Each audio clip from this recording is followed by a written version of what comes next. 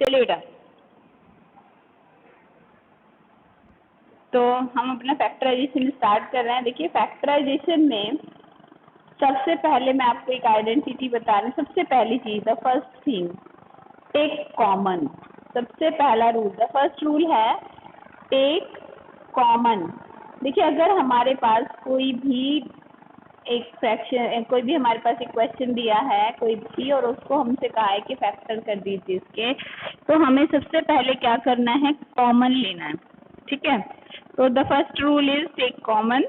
तो कॉमन कैसे लेंगे, देखिए जो भी कॉमन आ रहा है, मैं एक क्वेश्चन लेकर दिखाती हूँ आपको। जैसे 3x³ plus 18x² plus 24xy, ये क्वेश्चन है। इसमें से हमें देखना है क्या कॉमन आ रहा है। देखिए इसमें सभी टर्म्स के अंदर x आ रहा है, तो x कॉमन लिया जा सकता है।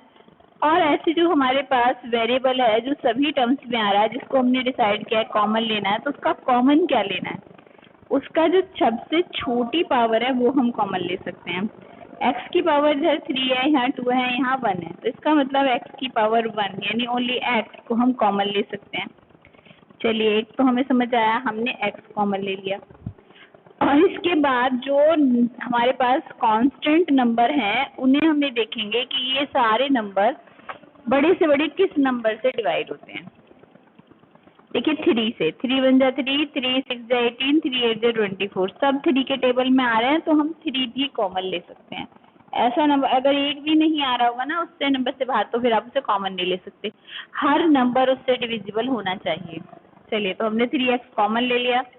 ना अब देखते हैं बचा क्या। देखिए फर्स्ट वाले में 3 हम कॉमन ले चुके हैं, वो तो चला गया।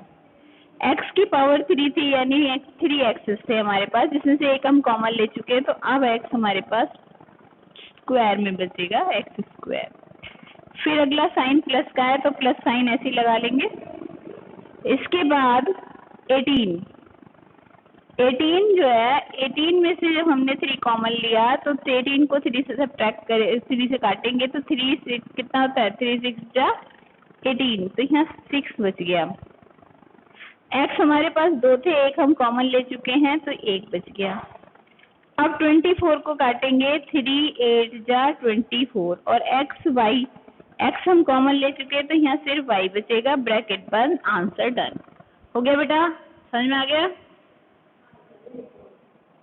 ओके, चलिए नेक्स्ट क्वेश्चन पे आते हैं। कई बार ऐसा होता है कि हमारे पास टर्म्स जो होती है उनमें सभी पूरी की पूरी टर्म्स में कॉमन नहीं आ रहा है, लेकिन उनके ग्रुप्स में कॉमन आ रहा है। फॉर एग्जांपल देखिए जरा, अगर हमारे पास एक नंबर है x² प्लस 5x प्लस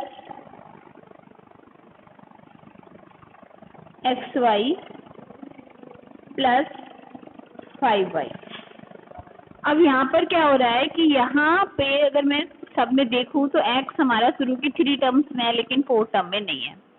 इसी तरह से y जो है वो हमारा लास्ट की 2 टर्म्स में है, बट आगे वाली में नहीं है। 5 भी हमारा 2 ही टर्म्स में है। मतलब कुल मिलाकर के पूरी पॉलिनोमियल में से कुछ कॉमन आ जाए ऐसा मुझे नहीं दिखाई दे रहा। तो देन हमने क्या करना है, 2 के पेयर बना लेने। चलो 2 के पेयर बनाते हैं, एक पेयर इनका बना लेते हैं और एक पेयर इनका बना लेते हैं। ठीक है, 2 पेयर बना लिए। पहले फर्स्ट पेयर में से देखते हैं क्या कॉमन आ रहा है। फर्स्ट पेयर में x कॉमन आ रहा है, दोनों के अंदर ही x है, तो हमने x बाहर ले लेना है, और जो अंदर बचेगा उसे ब्रैकेट में लिख देंगे। x² में से x बच गया, फिर प्लस लगा दिया, फिर जो 5x इसमें से x हम कॉमन ले चुके हैं, तो यहाँ 5 बच गया, ये बन गया। अब जो सेकंड पेयर है इसमें से क्या कॉमन ले सकते हैं, पहले तो प्लस लगा लेते हैं हम, और सेकंड पेयर में y दोनों में आ रहा है, तो हम कॉमन ले सकते हैं y, और x प्लस 5। ठीक, यहाँ देखिए आप देख रहे हो कि जो हमारे 2 नए क्या कहते हैं ब्रैकेट्स जनरेट हुए हैं, एक ये वाला और एक ये वाला, दोनों सेम है। अगर ये दोनों ब्रैकेट सेम हो जाते हैं तो हमारे लिए ये हो जाता है एक बिंगो सिचुएशन, मजेदार बात। अगर नहीं होते हैं तो ये हमारी टेंशन हो जाती है, फिर हम इसको काट कर हमें दोबारा करना होगा। लेकिन फिलहाल हमारा फायदा हो गया है, ये दोनों सेम हो गए। अब इसके फायदा क्या है कि इसी ब्रैकेट को ही हम कॉमन ले लेंगे, इस ब्रैकेट को ही हम कॉमन ले लेंगे। x प्लस 5 लिख लिया हमने, और जो बाकी का बच गया उसे नेक्स्ट ब्रैकेट में लिख देंगे x प्लस वाई जो बाहर रह गए थे। एंड दिस इज ब्रैकेट बंद, क्वेश्चन डन हो गया। ओके बेटा, नेक्स्ट क्वेश्चन पे चलते हैं। चलो, अब कई बार क्या होता है, मैं इसको रफ कर रही हूँ। कई बार क्या होता है कि हमारे पास जो पेयर हैं, पेयर बनाने के बाद भी बात नहीं बनती है, और हमें कई बार ना पेयर चेंज करने पड़ जाते हैं, ऐसा भी हमें देखने को मिलता है। फॉर एग्जाम्पल, अगर मान लीजिए मेरे पास एक इक्वेशन है 3x square plus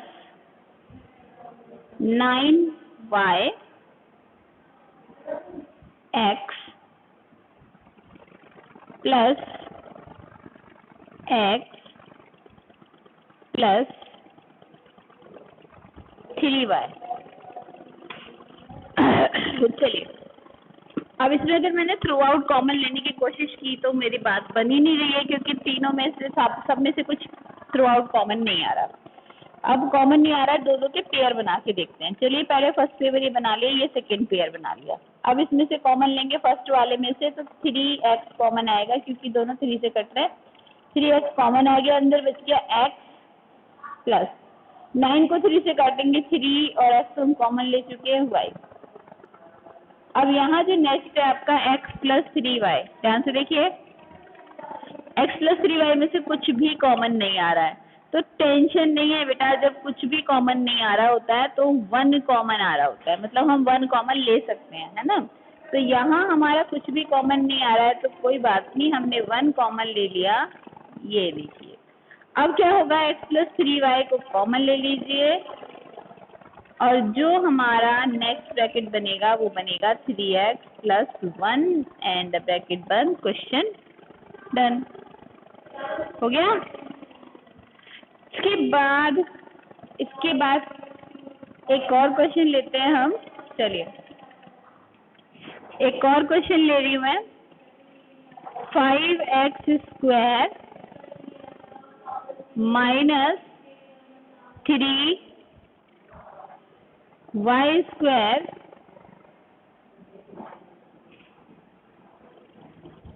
plus 2x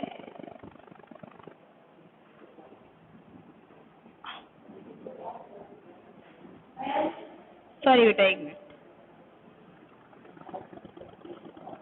यहाँ 15 ले लेते हैं।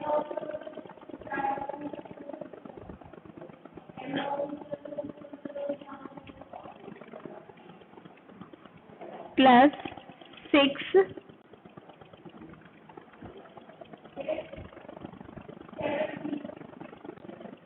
X square y square. अब देखिए जरा ध्यान से, इसमें हमने थ्रू आउट तो कॉमन आ नहीं रहा, दो के पेयर बनाएंगे। पहले ये 2 पेयर बनाए, इसमें से क्या कॉमन आ रहा है, 5 कॉमन आ रहा है। अंदर क्या बच गया, x square minus 3y square. फिर बाद वाले जो हमने पेयर बनाया उसमें से सिर्फ 2 ही कॉमन आ रहा है, प्लस 2 कॉमन ले लिया, अंदर बच गया हमारा 1 plus 3x square y square. जिसने भी अपना माइक ऑन किया हुआ है बंद करिए इसको, अपना माइक ऑफ करके रखिए बेटा सब, ठीक है। तो अब हमने क्या देखा कि ये तो गड़बड़ हो गई। देखिए यहाँ ये जो ब्रैकेट जनरेट हो रहा है और जो यहाँ ब्रैकेट जनरेट हो रहा है, दोनों अलग अलग है। ओफ, अब क्या होगा, कोई बात नहीं, अब हम एक और ट्रिक अप्लाई करके देखते हैं। अब हम पेयर ही लेते हैं। पहले हम फर्स्ट एंड थर्ड का पेयर लेते हैं, फर्स्ट एंड सेकंड से तो बात बनी नहीं, तो अगला पेयर हम फर्स्ट एंड थर्ड को, ठीक है, और नेक्स्ट पेयर हम इन दोनों को, लास्ट वाले को, सेकंड एंड फोर्थ को लेके देखते हैं।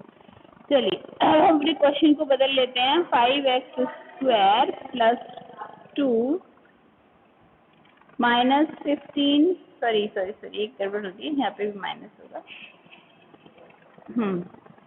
Minus 15y square -6x² y²।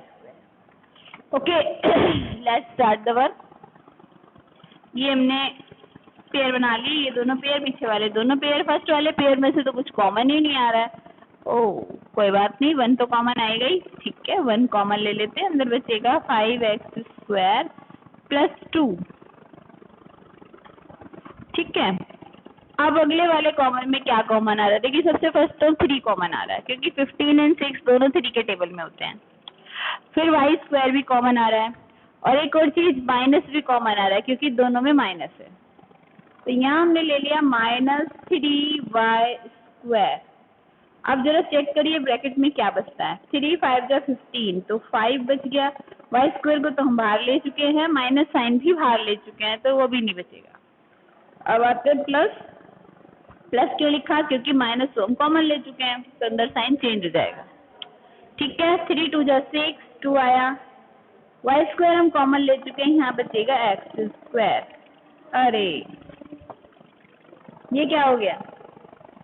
यहाँ देखो इस तरह की कंफ्यूजन हो जाती है। कई बार ना बच्चे क्या करते हैं कि उन्हें लगता है कि ये वाला ब्रैकेट और ये वाला ब्रैकेट सेम है, लेकिन ये दोनों ब्रैकेट सेम नहीं है बेटा। क्यों सेम नहीं है? क्योंकि 5x² + 2 है और वहाँ पर 5 + 2x² है, तो ये सेम नहीं माने जाएंगे। ये सेम तब होते अगर यहाँ पर भी 5x² + 2 होता। ठीक है,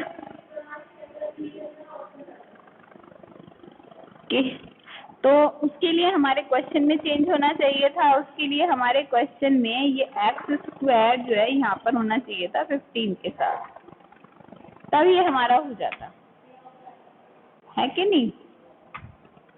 तब हमारे क्वेश्चन में क्या होता, तब हम माइनस जब भी कॉमन लेते तो 5x² + 2 बच जाता,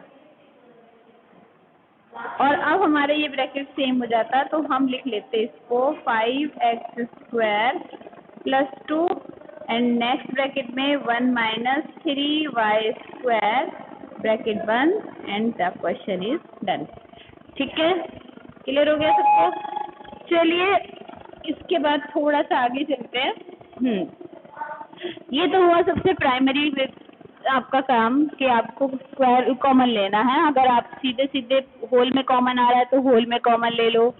अगर होल में कॉमन नहीं आ रहा है तो आप पेयर बना के कॉमन ले लो। अगर पेयर बना के कॉमन भी सही नहीं बैठ रहा है तो आप सीक्वेंस चेंज कर सकते हो, फर्स्ट और थर्ड को, सेकंड और फोर्थ को, ऐसे करके कॉमन ले सकते हो। ठीक है, इसके बाद हमारे पास आते हैं कुछ फैक्टराइजेशन बाय आइडेंटिटी। आइडेंटिटी से फैक्टराइजेशन कैसे होगा देखिए जरा।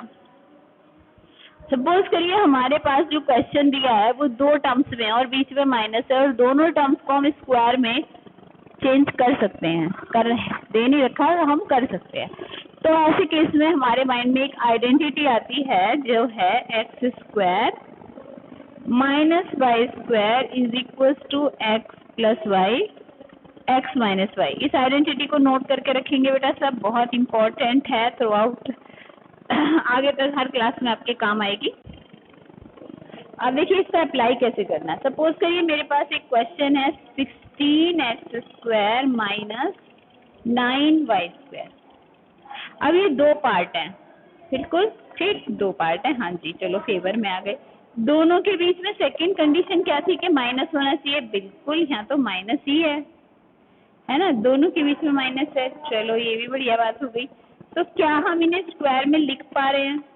देखिए इसका x जो है वो तो स्क्वायर में है, लेकिन 16 स्क्वायर में नहीं है। क्या मैं 16 को स्क्वायर में लिख सकती हूँ? हाँ, 4x, 16 4 का स्क्वायर होता है, तो इसे हम लिख लेंगे 4x², ऐसे होल में। -9 को हम लिख सकते हैं 3y²। अभी हमारी सारी कंडीशन फुलफिल कर रहा है, दोनों पार्ट स्क्वायर में, बीच में माइनस भी है। अप्लाई कर देते हैं आइडेंटिटी अप्लाई करेंगे तो x + y, यानी दोनों को ऐड करके एक ब्रैकेट में लिखना है। तो फर्स्ट ब्रैकेट में लिखेंगे 4x + 3y, और सेकेंड ब्रैकेट में दोनों को सब्ट्रैक्ट करके लिखना है, यानी 4x - 3y, and this is your answer. ठीक है, चलिए एक क्वेश्चन और बताती हूँ। सपोज करिए मेरे पास एक क्वेश्चन है 125x 25x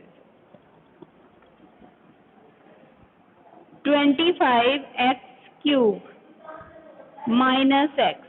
नाउ हमें इसे सॉल्व करना है।